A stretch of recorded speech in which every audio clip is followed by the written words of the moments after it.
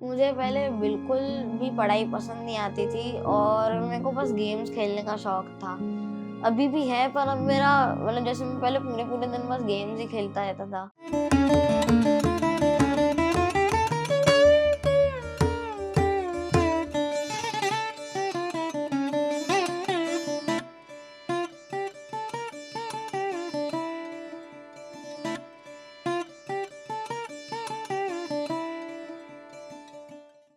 मेरा नाम देव कलतारी है, मैं भोपाल से हूँ। मेरे को ध्यान से जुड़े हुए 3 साल हो चुके हैं।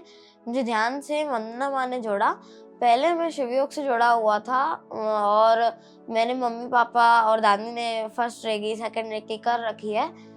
और फिर कुछ टाइम के बाद शिवयोग में ध्यान शुरू हो गया, तो उसमें मेरी मम्मी मुझे लेके जाती थी और मैं भी ध्यान करता था।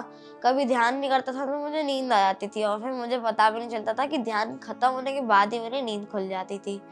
और मुझे वंदना माँ ने फिर पीएमसी हिंदी चैनल के बारे में बताया। मुझे उस समय बिल्कुल इंटरेस्ट नहीं था और मेरी मम्मी को बहुत इंटरेस्ट था इन सब चीज़ों में, तो करते गए 2 साल मम्मी को हो गए। मम्मी को साइनस की प्रॉब्लम थी, तो मम्मी ने ऑपरेशन भी नहीं कराया, तो मम्मी की हड्डी खुद ऐसे मम्मी को लगा था मेडिटेशन के बीच में कि हड्डी आके टूट के गिरी है।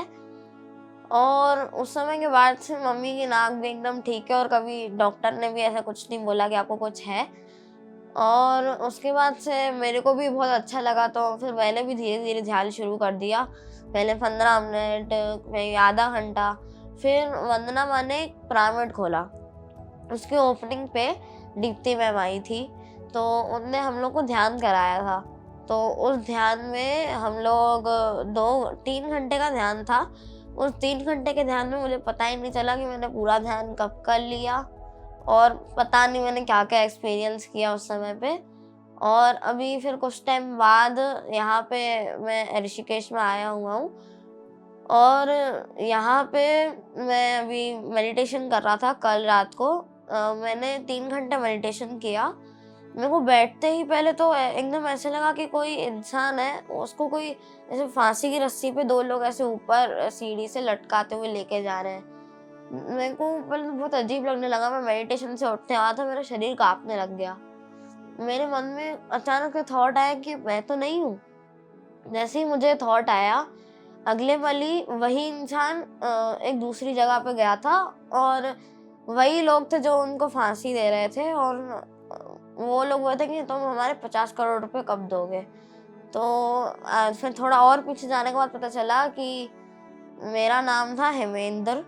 हेमेंद्र नाम था, मैं पंजाब फैमिली से था और वहाँ पे 50 करोड़ रुपीज़ मैंने इसलिए ले रखे थे क्योंकि मुझे उस समय में सीखने का मन था, वेपन चलाने का और सीखने का। अब वेपन भी उस समय महँगे आते थे और ये 70s और 18s के ज़माने का है, तो वो नेता था, हेमेंद्र नेता था, मतलब मैं ही नेता था और संत भी था। और ऐसे में वो मैंने सारी गन चलाना सीख ली थी और मुझको सब कुछ आ गया था। पर फिर एक दिन वो लोग पैसे माँगने लग गए मुझसे और फिर मैं उन्हें पैसे नहीं लौटा पाया, तो उनने मुझे धमकी दी थी, तो मैं अचानक से उन्हें रोने लग गया था और फिर मेरे पापा आए थे उसी समय के। मेरे पापा थे, उनका नाम था टम्मी, ऐसे करके कुछ नाम था उनका। तो वो आए थे, पूछे थे बेटा क्यों रो रहे हो? मैं तो ऐसे ही बहाना बना दिया था। और उसकी थोड़ी देर बाद या 1-2 दिन बाद कह सकते हो, वही दोनों लोग आए और मुझे उठा के ले गए।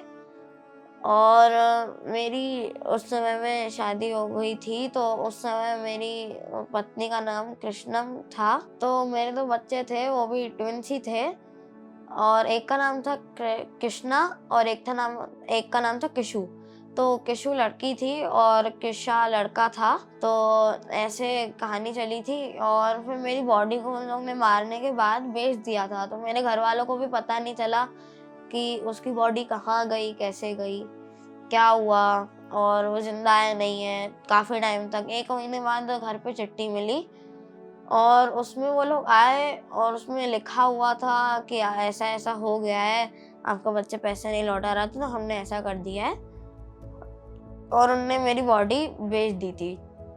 तो उसके बाद मेरी फैमिली ने भी कुछ नहीं किया, पर उनको थोड़े टाइम के बाद ध्यान में मैंने देखा कि वो ध्यान कर रहे थे और वहीं पे मैं भी उनके ध्यान में आता रहता था।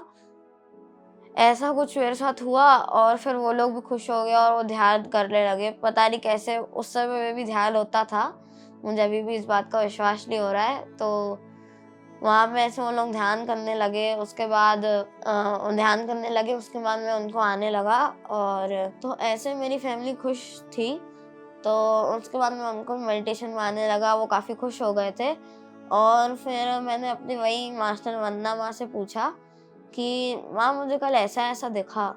तो माँ बोलती हैं कि बेटा तो हम लोग को हर चीज़ पेरेंट्स से शेयर करनी चाहिए और कभी भी किसी का कर्जा नहीं उठाना चाहिए। उठाना चाहिए तो उसको चुकाने की हिम्मत होनी चाहिए और जो भी हो तो पेरेंट्स को बता के करना चाहिए, उनके साथ रहना चाहिए।